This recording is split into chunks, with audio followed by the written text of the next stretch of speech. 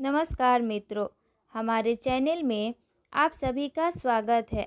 पशुपति व्रत की कथा शिव महापुराण और रुद्र पुराण में कई बार उल्लेख किया गया है कि पशुपति नाथ जी की कथा सुनने से एक भक्त को उसके पापों से मुक्ति मिल सकती है।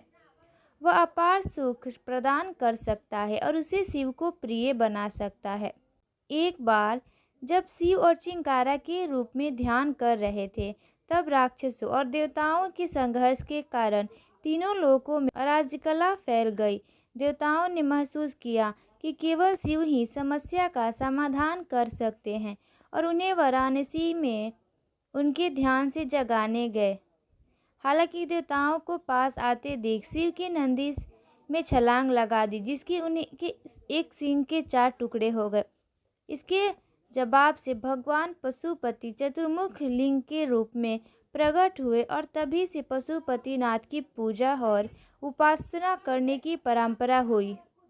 पशुपति व्रत की पूजा सामग्री ही पशुपति यंत्र का भगवान शिव की तस्वीर, अगरबत्ती, कपूर और दिया या दीपक, प्रसाद के रूप में फल, फूल और मिठाई, मंत्र पढ़ने के लिए पवित्र धागा या माला, पंचामृत, दूध, दही, शहद, चीनी और घी का मिश्रण, गंगाजल या पवित्र जल, नारियल और पान अर्पित करने के लिए, आरती के लिए बेल, रुद्राक्ष माला या पवित्र मोतियों से बनी माला, पशुपति यंत्र या तस्वीर लगाने के लिए लाल या पीला कपड़ा।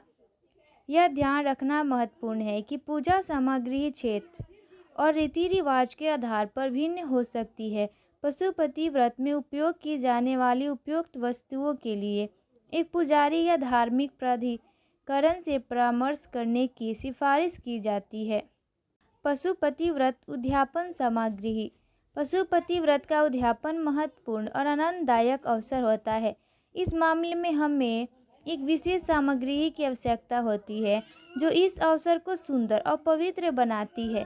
यहाँ कुछ महत्वपूर्ण सामग्री शामिल हो सकती है, जैसे पुष्प, अगरबत्ती, दीपक, सुपारी, इलायची, गुड़, नारियल, बतासे और अक्षत। ये सभी चीज़ें व्रत के प्रतिष्ठान या उद्यापन के दौरान उपयोग होती है और एक सभ्य और धार्मिक माहौल बनाने में मदद करती है।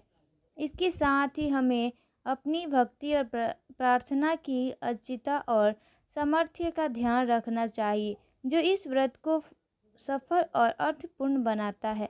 पशुपति व्रत के फायदे। पशुपति व्रत एक ऐसा व्रत माना जाता है कि इसके साधक को विभिन्न लाभ मिलते हैं। पशुपति व्रत से जुड़े कुछ लाभ इस प्रकार हैं।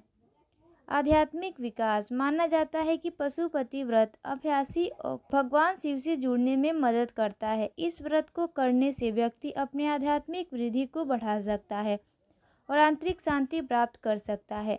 भगवान शिव से आशीर्वाद। पशुपति व्रत करने से व्यक्ति भगवान शिव से आशीर्वाद प्राप्त कर सकता है। ऐसा माना जाता है कि जो लोग इस व्रत को भक्ति और ईमानदारी के साथ करते हैं, भगवान शिव उनकी मनोकामना पूरी करते हैं। पशुपति व्रत करने से साधकों के जीवन में विघ्न दूर होते हैं। ऐसा कहा जाता है कि भगवान शिव सभी बाधाओं को दूर करते हैं और अभ्यासी को अपने प्रयासों में सफलता प्राप्त करने में मदद करते हैं। पशुपति व्रत करने से व्यक्ति खुद को नकारात्मक ऊर्जा और बुरी शक्तियों से बचा सकता है। भगवान शिव को बुराई का नाश करने वाले माना जाता है और इनका आशीर्वाद लेने से व्यक्ति को नुकसान से बचाया जा सकता है। ऐसा माना जाता है कि पशुपति व्रत करने से साधक को स्वास्थ्य लाभ मिल सकता है। भगवान शिव को चिकित्सा के देवता के रूप में जाना जाता है और इस व्रत को करने से व्यक्ति अच्छे स्वास्थ्य के लिए उनका आशीर्वाद प्राप्त कर सकता है। कुल मिलाकर पशुपति व्रत की एक शक्तिशाली अनुष्ठान है जो अभ्यासी को आध्यात्मिक विकास, आशीर्वाद, बाधाओं को दूर करने, सुरक्षा और अच्छे स्वास्थ्य सहित विभिन्न लाभ पा सकता है।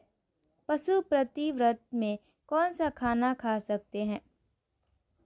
व्रत में प्रातः काल की पूजा के बाद फलाहार करने का विधान है। इसके अतिरिक्त शाम की प्रार्थना के दौरान पहले मंदिर से लाए गए भोग का 1/3 हिस्सा खाने की सलाह दी जाती है। परिवार के सदस्यों को प्रसाद की पेशकश करें और फिर अपने भोजन के साथ आगे बढ़ें। इस व्रत में नमक का सेवन करने की अनुमति है। पशुपति व्रत में क्या नहीं करना चाहिए? पशुपति व्रत में दिशा निर्देश का पालन करने के लिए व्यक्तियों को निम्नलिखित से बचना चाहिए। पशुपति व्रत में मांस और अंडे का सेवन ना करें, नशा और यासी में लिप्त होना, चोरी नहीं करना चाहिए, पराई स्त्री या पुरुष में शारीरिक संबंध बनाना नहीं चाहिए, किसी का अपमान करना नहीं चाहिए। दोस्तों, अगर आपको इसी प्रकार की अधिक जानकारी चाहिए तो हमारे चैनल से जुड़े रहे और चैनल को सब्सक्राइब करना ना भूलें। धन्यवाद।